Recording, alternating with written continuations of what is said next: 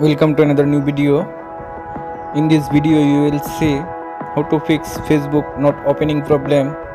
Please follow complete the process.